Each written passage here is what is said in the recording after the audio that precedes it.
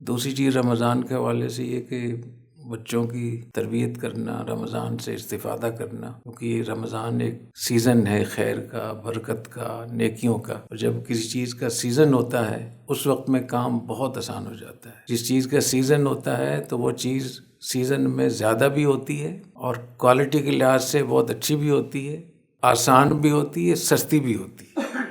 یہ چاروں اس میں صفتیں موجود ہوتی ہیں۔ اور جب سیزن ختم ہو جاتا ہے تو نہ پھل صحیح ملتے ہیں، پھل اگر ملے گا تو وہ خراب ملے گا یا اس کے اندر وہ ذائقہ نہیں ہوگا، اور ملے گا تو بہت مہنگا ملے گا، ڈھونڈیں گے تو کہیں جا کر طارق روڈ پہ کسی بڑے علاقے میں شاید کسی جگہ سے مل جائے۔ تو سیزن کا بہت فائدہ اٹھانا چاہیے، سیزن کو کیش کروانا چاہیے، اس کو انجوائے کرنا چاہیے، بھرپور فائدہ اٹھانا چاہیے۔ تو یہ جو بچوں کے اور گھروں میں اتنے مسائل ہیں کہ بچے بات نہیں مانتے، گھر میں دینداری نہیں ہے، آپس میں لڑائی جھگڑے ہوتے ہیں، ماں باپ سے بچے دور ہیں، بچوں سے ماں باپ دور ہیں، تو اس سیزن سے فائدہ اٹھائیں اور بچوں کی سرپرستی کریں، ان کی حوصلہ افزائی کریں اور ان کے ذمے لگا دیں کہ آپ روزانہ جتنے پارے پڑھیں کہ شام کو آپ بتا دیں مجھے کتنی آپ نے تلاوت کی ہے، کتنے پارے پڑھے ہیں، کتنے آپ نے تسبیحات پڑھی ہیں۔ تو اس سے ان کے اندر ایک مقابلے کا اور مسابقت کا ماحول بنے گا۔ جو قرآن میں آتا ہے نا سابقو آتا ہے نا قرآن میں، سابقو، ایک دوسرے سے بڑھ چڑھ کر نیکیوں میں مقابلہ کرنا، یہ مسابقت کا معنی ہوتا ہے۔ سارعو، ایک دوسرے سے آگے بڑھنا، تو یہ دین میں اور نیکیوں میں کوشش کرنی چاہیے۔ اگر گھروں میں ایک ترتیب بنا لی جائے اور بچوں کے نام لکھ کے، جو بھی گھر والے ہیں، بچے ہیں، بیوی ہے، خود ہے، تو ان کے نام لکھ کر اور ہر ایک کے ذمہ لگا دیں کہ شام کو ہم پوچھیں گے، اپنا بھی بتا دیں۔ تو اس میں جب آپ ان سے پوچھنا شروع کریں گے تو وہ اچھا خاصا ان میں ایک مقابلہ اور مسابقت شروع ہو جائے گی۔ اور اگر آپ اس کو تھوڑی سی ہمت کر لیں تو ہو سکتا ہے کہ یہ آپ کے فیملی کا، خاندان کا معمول بن جائے۔ اور جب کوئی چیز معمول بن جاتی ہے تو اس کام کو کرنا بہت آسان ہوتا ہے۔ کوئی چیز اگر کسی کا معمول بن جائے، عادت بن جائے، یا ان کے عرف میں شامل ہو جائے، یا ان کے کلچر میں شامل ہو جائے، تو اس کام کو انجام دینا بہت آسان ہوتا ہے۔ ہمارے جو اکابر گزرے، سلف صالحین، تو جب مستشدین یا اصلاحی تعلق والے یہ شکایت کرتے تھے کہ بس عادت سی ہو گئی ہے نیک کام کرنے کی، تو پتہ نہیں اجر مل رہا ہے نہیں مل رہا، تو حضرت تھانوی رحمۃ اللہ علیہ ہمارے اکابر فرمائے تھے کہ اللہ کا شکر ادا کریں کہ نیکی کی عادت ہو گئی۔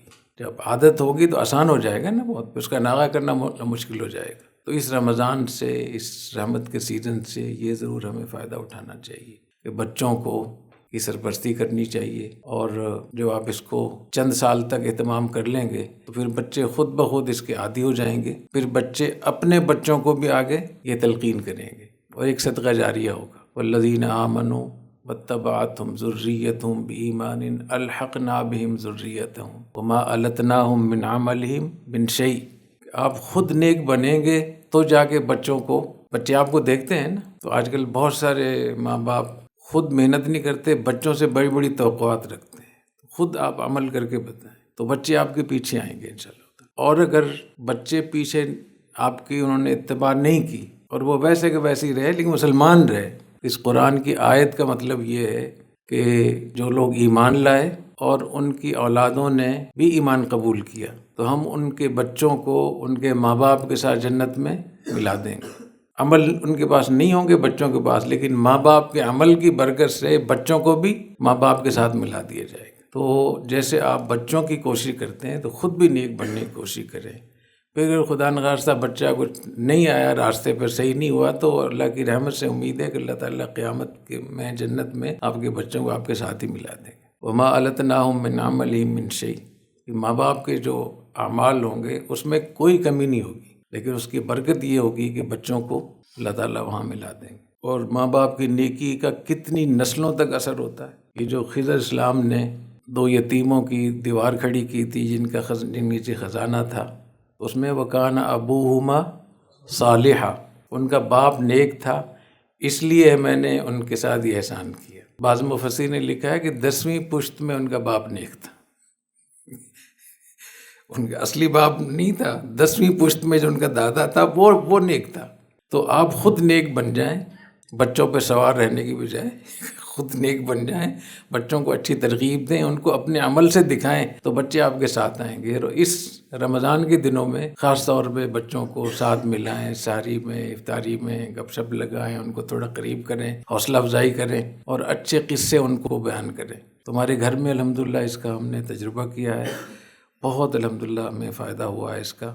روزانہ ہمارے گھر میں 2، 2.5، 3 قرآن ختم ہو جاتے ہیں، اور سال ہر سال سے روزانہ عشاء کے بعد، تراویح کے بعد محمد کی ذمہ ہے، وہ سب کے سے رابطہ کرتے ہیں، سب سے پوچھتے ہیں کہ آج کتنے پارے پڑھے ہیں، کتنی تسبیحات پڑھی ہیں، کتنی رکعتیں پڑھی ہیں، وہ سب لکھتے ہیں۔ میری والدہ صاحبہ بھی شامل ہے اس میں۔ خاص طور پہ اس کا اہتمام کریں، اللہ تعالیٰ توفیق عطا فرمائے۔ سبحانک اللہم و بحمدک، اشہد ان لا الہ الا انت، استغفرک۔